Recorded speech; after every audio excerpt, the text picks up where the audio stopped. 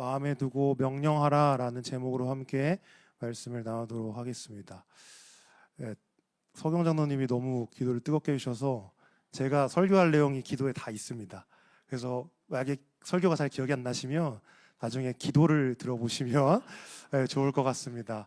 오늘 저희가 여름 사역을 위한 이제 금요기도회로 연합으로 좀 모였습니다.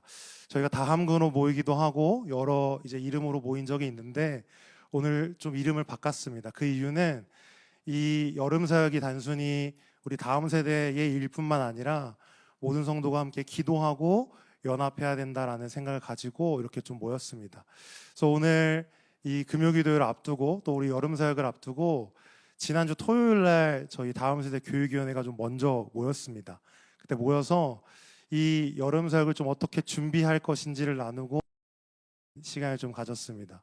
그래서 그때 여름 사역에 대해서 이렇게 막 나누는데 우리 장로님이 또 그날 또 하신 말씀이 있습니다. 근데 그 말씀에 사자성어를 쓰셨어요.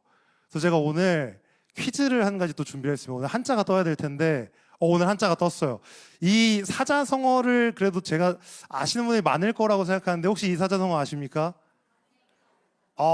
약간 지금 권사님들, 집사님들 아시는데 청년들은 지금 대답이 이게 사생결단이라는 사자성어입니다.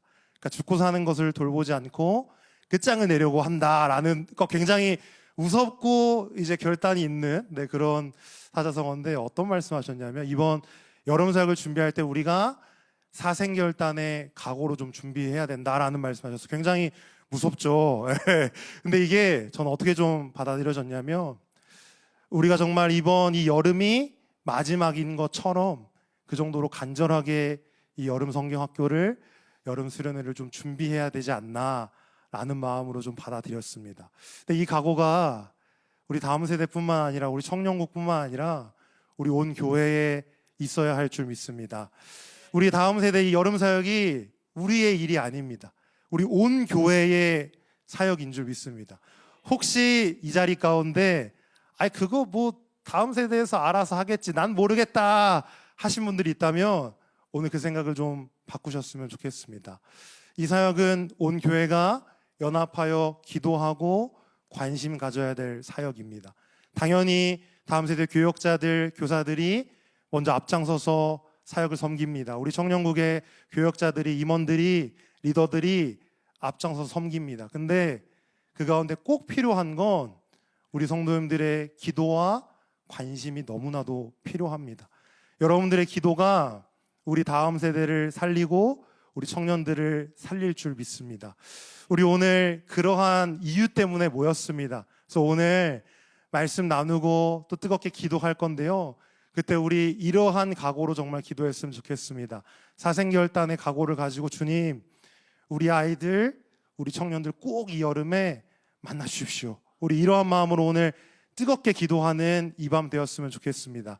그래서 제가 한 가지만 좀 양해를 구하겠습니다. 앞에서 이게 기도인도 하다 보면 굉장히 덥습니다. 그래서 제가 혹시 너무 더우면 자켓을 좀 벗어도 되겠죠? 이따 기도회 때? 제가 동의를 구했습니다. 제가 허락하시는 걸로 알고 그렇게 하겠습니다. 오늘 우리가 함께 읽은 말씀이 좀 이렇게 시작을 합니다. 45절에 보니까요, 모세가 이 모든 말씀을 온 이스라엘에게 말하기를 마치고 라고 되어 있습니다. 여기 보니까 모세가 이 모든 말씀을 온 이스라엘에게 마치고 나서 오늘 우리가 읽은 이 말씀들이 좀 시작이 됩니다. 근데 이 모세가 전했던 말씀들을 좀 우리가 그래도 대략적으로 알려면 신명기 31장 정도부터 좀 살펴봐야 됩니다. 근데 신명기 31장부터 어떤 내용이 좀 나오냐면 모세 나이가 120세가 돼서 모세가 솔직하게 고백을 합니다. 어떻게? 내 나이가 120세가 되니까 내가 온 이스라엘을 이끄는 게 이제 쉽지 않겠다 느낀 것 같아요. 그러면서 이제 얘기를 해요. 내가 이제 더 이상 너희를 이끌지 못하겠다. 근데 이렇게 얘기하는 이유는 또 한 가지가 있습니다. 하나님이 이 모세로 하여금 너는 요단강을 건널 수 없다라고 말하셨기 때문입니다. 그러니까 그 얘기는 모세가 가나안 땅을 들어갈 수 없다라는 얘기입니다. 그러니까 모세는 다음 세대로 넘어가지 못하고 이 세대에서 끝을 맞이해야 된다라는 얘기예요. 그래서 모세가 그렇게 얘기를 하고 자기 다음에 이제 지도자로 여호수아를 세웁니다. 그리고 이제 제사장들과 장로들을 모아서 율법을 기록해 주면서 이 내용을 온 이스라엘에게 너희들이 알려라, 교육해라 라고 말씀하십니다. 근데 그때 이 율법을 들어야 되는 대상에 대해서도 좀 얘기를 해주셨는데, 그 내용이 신명기 31장 12, 13절에 이렇게 말씀합니다. 먼저는 곧 백성의 남녀와 어린이와 내 성읍 안에 거류하는 타국인을 모으고 그들에게 듣고 배우고 내 하나님 여호와를 경외하며 이 모든 율법의 모든 말씀을 지켜 행하게 하고, 우리 13절은 같이 한번 읽도록 하겠습니다. 시작. 또 너희가 요단을 건너가서 차지할 땅에 거주할 동안에 이 말씀을 알지 못하는 그들의 자녀에게 듣고 내 하나님 여호와 경외하기를 배우게 할지니라. 아멘. 이 두 절 말씀을 종합하면 이 율법을 들어야 되는 대상은요, 현재 믿음으로 살았고 믿음으로 살고 있는, 따지면 지금 부모님들, 지금의 세대라고 한다면, 또 그와 같이 나중에 살아야 될 그 가나안 땅에 들어갈 다음 세대 자녀들에게도 이 율법을 꼭 너희들이 읽혀줘야 되고 들을 수 있도록 해야 된다라고 말씀합니다. 그리고 나서 여호수아와 모세를 불러서 노래를 하나 써서 이 백성들에게 이 노래를 뭐해라? 불러주고 알게 하라라고 말씀하세요. 근데 이 노래를 부르게 하는 이유가 뭐냐면, 그동안 이 이스라엘 백성들이 하나님께 보였던 모습 때문에 그렇습니다. 근데 그 모습이 우리가 아는 것처럼 좋았을까요? 나빴을까요? 나빴습니다. 하나님을 믿지 않고 하나님을 섬기지 않고 하나님을 따르지 않았던 게 이스라엘 백성들의 모습입니다. 근데 그것에 대해서 이렇게 말씀합니다. 16절에 또 여호와께서 모세에게 이르시되 너는 내 조상과 함께 누우려니와 이 백성은 그 땅으로 들어가 음란히 그 땅의 이방신들을 따르며 일어날 것이요 나를 버리고 내가 그들과 맺은 언약을 어길 것이라 라고 말씀합니다. 그러니까 하나님께서 모세에게 뭐라고 말하냐면, 그러니까 너는 나이가 들었으니까 조상들이랑 이제 죽을 거야. 근데 이 백성들은 그 약속의 땅에 들어가서 뭐라고 말합니까? 음란히 그 땅의 이방신들을 따르며 일어나고 또한 여호와와 맺은 언약을 어길 것이라고 말씀합니다. 그러면서 17절에 보니까 내가 그들에게 진노하여 그들을 버리며 내 얼굴을 숨겨 그들에게 보이지 않게 할 것인즉 그들이 삼킴을 당하여 허다한 재앙과 환란이 그들에게 임할 그때에 그들이 말하기를 이 재앙이 우리에게 내림은 우리 하나님이 우리 가운데 계시지 않은 까닭이 아니냐 할 것이라 라고 말합니다. 그러니까 무슨 얘기냐면, 이들이 하나님을 떠남으로 말미암아 하나님이 진노하고 이들을 보호하지 않았는데, 이들이 말하는 건 뭐냐면 하나님이 우리 가운데 계시지 않아서 우리에게 이러한 재앙이 내렸다라고 말하는 겁니다. 그래서 18절에 보니까 18절에 이렇게 말씀합니다. 우리 같이 한번 읽겠습니다. 시작. 또 그들이 돌이켜 다른 신들을 따르는 모든 악행으로 말미암아 내가 그때에 반드시 내 얼굴을 숨기리라. 아멘. 뭐라고 말씀하시냐면, 그 재앙이 하나님이 그들 가운데 안 계셔서가 아니라 이들이 다른 신을 섬겨서라고 이야기하시는 겁니다. 그래서 이러한 하나님의 걱정, 하나님의 마음 때문에 하나님이 여호수아와 모세에게 노래를 지어서 이 노래를 이들에게 불러주고 알게 해라, 교육해라 라고 말씀하시는 겁니다. 그 노래 내용이 오늘 신명기 32장, 우리의 본문이 들어있는 거기에 노래 내용이 있습니다. 그 노래 내용은 우리가 익히 알고 있는 성경의 내용과 크게 다르지 않습니다. 하나님께서 이스라엘 백성들을 택하셨습니다. 그리고 자기의 백성으로 삼으셨어요. 근데 하나님이 자기 백성 삼았는데 이 이스라엘 백성들은 어떻게 합니까? 하나님을 떠나고 하나님을 업신 여깁니다. 그리고 우상을 섬기는 게 이 이스라엘 백성들의 모습이었습니다. 그로 인해서 하나님은 분노하셨고 그들을 또 징계로 엄히 다스렸던 게 우리가 알고 있는 성경의 내용입니다. 근데 이 노래의 결론을 주님께서 32장 39절에 이렇게 좀 말씀합니다. 이제는 나 곧 내가 그인 줄 알라. 나 외에는 신이 없도다. 나는 죽이기도 하며 살리기도 하며 상하게도 하며 낫게도 하나니 내 손에서 능히 빼앗을 자가 없도다 라고 말씀합니다. 무슨 얘기냐면 하나님 외에 참 신이 없다라는 얘기입니다. 하나님만이 능력을 행하실 수 있는 신이라고 말씀하시는 거예요. 근데 이렇게 말씀하실 이유가 뭐냐면 한 가지입니다. 너희의 눈을 다른 데 두지 말고 너희의 마음을 우상들에게 두지 말고 누구에게? 하나님께 두라는 이야기입니다. 그렇게 얘기하고 나서 그 다음에 오늘 우리가 읽은 이 말씀이 시작이 됩니다. 근데 오늘 말씀을 보니까 이 모세가 노래를 쫙 한 다음에 당부의 말을 전해요. 근데 그 당부의 말이 32장 46절에 보니까 먼저 이렇게 얘기합니다. 그들에게 이르되 내가 오늘 너희에게 증언한 모든 말을 너희의 마음에 두고라고 먼저 얘기를 합니다. 모세가 먼저 얘기하는 게 뭐냐면 내가 오늘 너희에게 증언한 모든 말을 너희의 마음에 두라라고 얘기를 합니다. 근데 여기에도 두 세대가 같이 있습니다. 먼저는 지금을 살아가는 부모 세대, 지금 믿음을 지킨 세대에게 내가 너에게 한 그 모든 말, 하나님의 말씀을 너희의 마음에 두라라는 겁니다.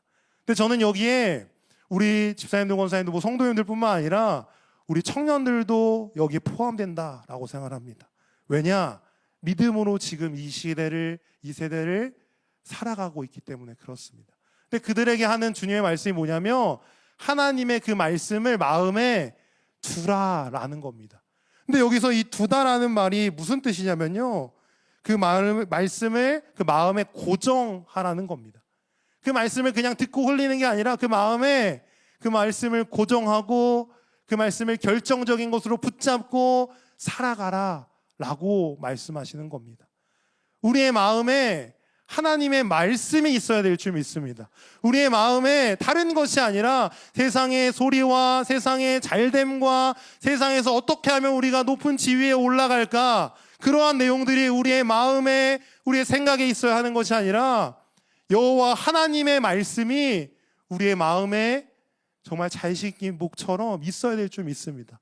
왜 그렇습니까? 이 말씀은 단순한 그냥 책이 아니고 단순한 글이 아니고 능력이 있는 하나님의 말씀이기 때문입니다. 디모데후서 3장 15, 16, 17절을 보니까요, 이렇게 말씀합니다. 또 어려서부터 성경을 알았나니 성경은 능히 너로 하여금 그리스도 예수 안에 있는 믿음으로 말미암아 구원에 이르는 지혜가 있게 하느니라. 모든 성경은 하나님의 감동으로 된 것으로 교훈과 책망과 바르게 함과 의로 교육하기에 유익하니. 우리 17절은 같이 읽겠습니다. 시작. 이는 하나님의 사람으로 온전하게 하며 모든 선한 일을 행할 능력을 갖추게 하려 함이라. 아멘. 하나님의 말씀은 능력이 있습니다. 그냥 세상의 책과 같지 않습니다. 이 하나님의 말씀은 모든 하나님의 사람으로 하여금 그 말씀대로 살아갈 수 있는 능력을 주는 말씀입니다. 그렇게 우리의 마음에 다른 것이 아니라 하나님의 이 말씀을 두어야 할 줄 믿습니다. 우리가 그 말씀을 붙잡고 살아가야 될 줄 믿습니다. 그럴 때 우리는 하나님의 자녀답게 하나님의 말씀대로 능력 있게 살 수 있는 줄 믿습니다. 근데 이뿐만이 아니라 하나님의 말씀을 지킬 때 우리는 깨끗하고 거룩한 행실로 살아갈 수 있는 줄 믿습니다. 시편 119편 9절을 보니까 이렇게 말씀합니다. 우리 다시 한번 같이 한번 읽겠습니다. 시작. 청년이 무엇으로 그의 행실을 깨끗하게 하리이까? 주의 말씀만 지킬 따름이니이다. 아멘. 여기는 청년이라고 명시하지만 저는 모든 그리스도인에게 이 말씀이 다 해당된다고 생각합니다. 우리의 행실을 깨끗하게 할 수 있는 것이 무엇입니까? 오직 주의 말씀만 지킬 때에 우리가 우리의 행실을 깨끗하고 거룩하게 지켜나갈 수 있는 줄 믿습니다. 우리에게 있어야 할 것은 다른 것이 아닙니다. 세상에 많은 지식이 있고 많은 이야기가 있지만 그 중에 우리에게 꼭 있어야 하는 것, 주의 말씀, 주의 성경이 우리에게 꼭 있어야 할 줄 믿습니다. 그때 우리는 하나님의 사람으로 그 주님의 구원 안에서 거룩하고 깨끗한 행실로 살아갈 수 있는 줄 믿습니다. 근데 오늘 이 말씀은 여기서 끝나는 것이 아니라 그 다음에 있는 세대에게 먼저는 믿음을 지키는 세대들이 어떻게 해야 할지를 우리에게 또 말씀해 줍니다. 그 말씀을 보니까요, 우리에게 자녀에게 명령하여 이 율법의 모든 말씀을 지켜 행하게 하라라고 말합니다. 근데 여기서 제 눈에 들어온 단어가 뭐였냐면 명령하여였습니다. 명령하여. 우리가 보통 이 명령을 생각하면 좀 딱딱하고 약간 위에서 이렇게 약간 찍어 누리는 것과 약간 강압적으로 하는 것 같은 느낌을 좀 우리가 많이 받습니다. 근데 저는 이 명령하여를 딱 봤을 때 그것보다는 확실하게 하라는 의미가 좀 받아들여졌습니다. 어떤 얘기냐면요, 제가 군대 얘기하는 거를 그렇게 별로 좋아하지를 않습니다. 왜냐면 제가 군대를 그래도 비교적 좀 편하게 갔다 와서 제가 군대 얘기 잘 안 하는데, 아무리 생각해도 이 명령을 얘기할 때 군대만한 데가 없기 때문에 이 군대를 생각하면 군대는 상명하복의 조직이라고 우리가 얘기를 합니다. 그러니까 뭡니까? 위에서 얘기하면 그대로 뭐요? 복종해야 하는 조직이 바로 군대입니다. 근데 한 가지 예를 들어보겠습니다. 위에 상관이 이제 간부가 병사한테 이제 명령을 내립니다. 근데 앞으로 가야 되는데 이 병사에게 앞으로 갈래? 아니면 뒤로 갈래? 라고 질문을 한다면 이 병사가 앞으로 갈 수 있겠습니까? 갈 수 없습니다. 그러니까 명령은 확실해야 됩니다. 앞으로 갈 거면 앞으로 가라고 확실하게 얘기를 해줘야 됩니다. 뒤로 갈 거면 뒤로 가라고 확실하게 이야기를 해줘야 됩니다. 이 음식을 먹어야 된다면 지금 먹어야 된다고 확실하게 이야기를 해줘야 됩니다. 명령은요, 확실해야 돼요. 근데 오늘 이 모세를 통해서 하나님께서 이 율법을 명령하여 자녀들에게 지키게 해라 라는 말씀은 우리가 확실하게 이야기해 줄 수 있어야 합니다. 하나님의 말씀을 마음에 두었습니까? 그럼 그 말씀에 따라 그 말씀에서 나오는 기준을 자녀들에게, 우리 다음 세대에게 우리가 확실하게 이야기해 줄 수 있어야 합니다. 아니면 아니라고 얘기할 수 있어야 되고, 맞으면 맞다라고 이야기를 해줄 수 있어야 합니다. 만약에 평소에는 예배 잘 가야 된다, 교회 잘 가야 된다, 주일 지켜야 된다 얘기하다가 시험기가 오니까 이때는 괜찮아, 학원 가도 돼, 이때는 주님도 이해해 주실 거야, 이해는 해 주실 수 있을지도 모르겠어요. 휴가 기간 되니까 휴가 때는 주님도 쉬셔야지, 그래 이해해 주실 거야 라고 얘기한다면 아이들은 어떤 장단에서 지켜야 됩니까? 부모님들이 확실하게 그 기준을 얘기해 주지 않는다면 아이들은 결코 확실하게 말씀 안에서 자랄 수 없습니다. 교사분들이 아이들에게 확실하게 주의 말씀을 알려주지 않는다면 아이들은 확실한 말씀의 기준 안에서 자랄 수 없습니다. 헷갈리는 말씀 안에서 자란 아이들이 과연 확실한 믿음을 가지고 자랄 수 있겠습니까? 세상에서 그렇게 확실하게 믿음을 가지고 살 수 있을까요? 저는 그럴 수 없다라고 봅니다. 우리에게 능력이 없습니다. 근데 주님이 우리에게 주신 한 가지 귀한 기회, 특권이 있습니다. 그것은 뭐냐면 우리에게, 다음 세대에게, 우리의 자녀들에게 우리가 믿음으로 살고 그것들을 알려주고 전수할 수 있는 그 놀라운 기회를 우리에게 주셨습니다. 그럼 우리는 이 기회를 놓치지 않아야 할 줄 믿습니다. 우리의 마음에 먼저는 말씀을 두고요, 내 감정, 내 기준 말고 그 말씀 안에서 나오는 기준을 가지고 우리 아이들에게, 우리 자녀들에게 확실하게 이야기해 줄 수 있어야 합니다. 이것이 주의 말씀 안에서 맞다, 이것이 아니다, 세상이 얘기하는 게 다가 아니라 하나님의 말씀이 기준임을 우리 다음 세대에게 알려주어야 합니다. 세상보다 하나님이 먼저이고 세상보다 하나님이 최고임을 우리 아이들에게 우리는 알려주어야 합니다. 우리가 헷갈리면 우리 아이들도 헷갈릴 수밖에 없습니다. 먼저는 우리가 말씀 안에 거하고 그 말씀을 우리 아이들에게 확실하게 전할 수 있는 우리 다음 세대 자녀들도, 우리 부모님들, 또 나중에 부모가 될 우리 청년들, 우리 또 모든 우리 성도님들, 우리가 그렇게 확실하게 우리 다음 세대에게 알려줄 수 있기를 바랍니다. 그리고 여기 저를 포함해서 자녀들 있죠. 네, 아직 결혼하지 않은 부모님이 확실하게 얘기할 때 순종하시기 바랍니다. 요즘 보통 부모님들보다 자녀들의 학벌이 더 높습니다. 교육 수준이 더 높은 시대가 왔어요. 그럼 자녀들이 저와 같은 생각을 합니다. 어떤 생각? 제가 저희 집에서 가장 그 학벌이 좋거든요. 네. 그래서 한 번은 어머니에게 제가 신학을 오래 했으니까 대든 적이 있어요. 네, 뭐라고? 내가 신학을 7년이나 했는데 어머니보다 성경을 더 알지 않겠습니까? 라고 대들었는데 그러면 안 됩니다. 예. 그러면 안 됩니다. 예. 부모님 얘기할 때 순종해야 됩니다. 부모님이 확실하게 주의 말씀을 얘기할 때 자녀는 순종해야 될 의무가 있습니다. 그 부모를 세운 분은요, 하나님입니다. 그 사실을 잊지 않으셨으면 좋겠습니다. 어줍지 않은 우리의 경험이 그 주의 말씀 안에 살아온 부모님의 그 경험을, 신앙의 연륜을 결코 따라가지 못합니다. 우리가 할 것은, 자녀가 할 것은 순종입니다.